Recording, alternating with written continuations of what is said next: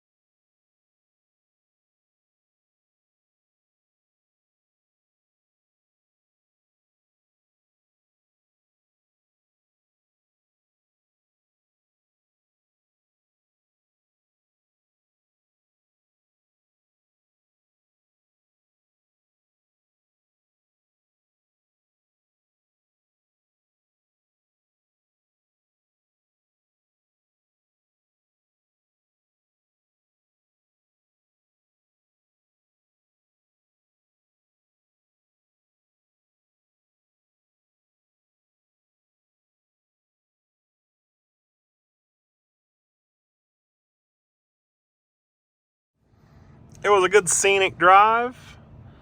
We got here with 48% battery. Doesn't want to focus. That's cool. And here we are. I'm not sure why it's red.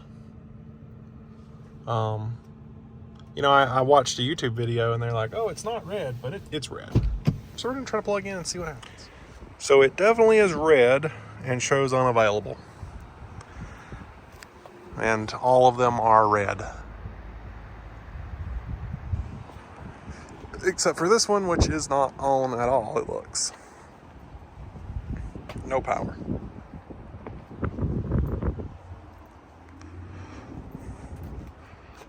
Unavailable.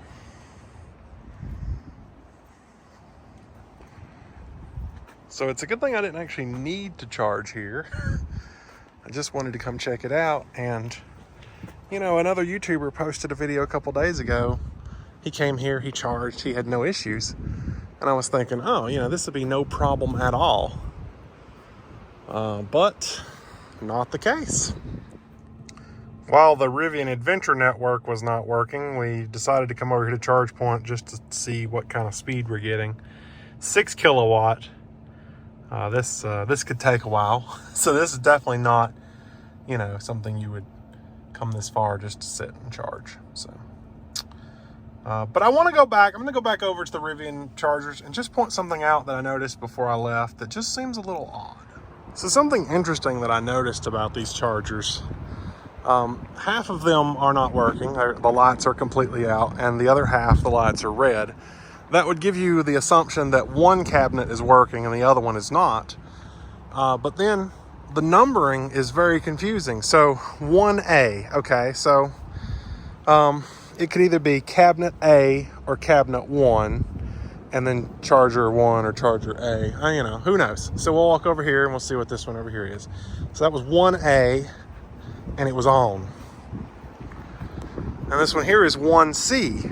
All right, that makes sense. So it is cabinet 1, charger C, because 1 and 1, they're both on. This one is 1B, and it's off. So cabinet 1, charger B, but it's off.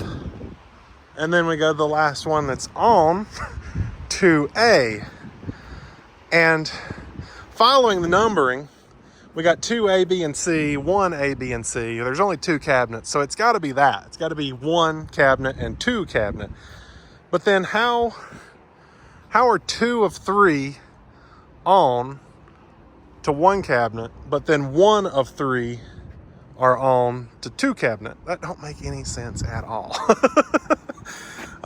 Because if 1 were on, then this one should be on. There should be no like discrepancy here. Like if cabinet 1 has power, then this stall here should have power.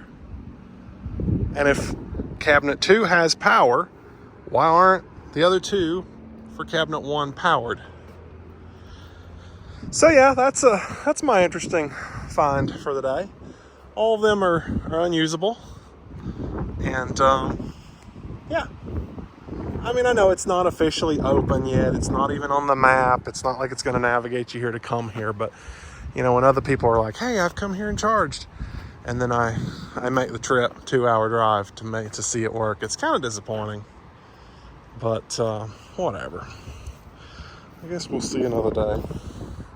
Wonder what they're putting here. Maybe a slow charger? I think it's a conduit with a string in it.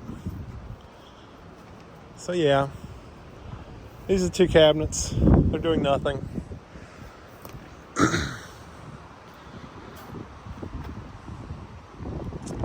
So yeah. Hopefully one day we can come back and see this when it's working. They have a little antenna, check that out. That is definitely communicating with something. So yeah. But not a big deal because I have enough charge to get back home. So yeah, I've been lately just trying to explore and visit chargers that are free, rather than charging at home. You know, there's some information that came out not long ago about the Rivian and how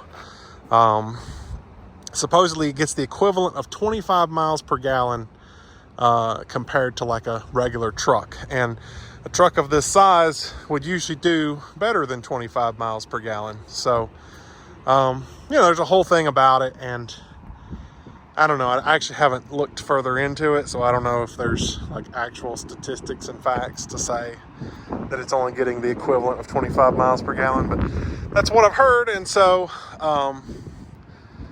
so I'm just kind of like, you know, if there's any way I can minimize my charging cost, I'm going to.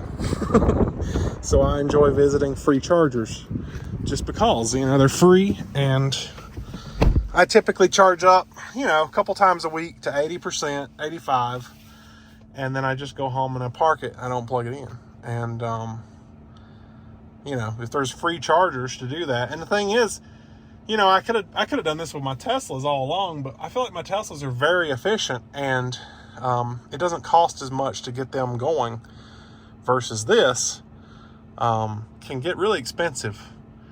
Right after I bought it, I mean, I was doing somewhere between 70 and 120 kilowatt hour a week in this truck. That's a lot.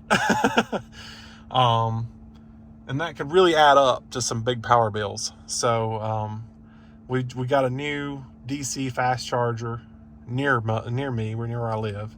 It's free, and it's only 50 kilowatt.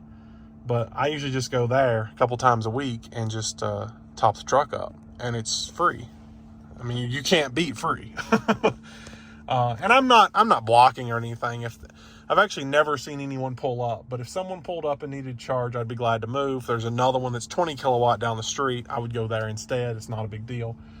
But where I live, EV adoption is not there yet, and so I am the only Rivian in the area.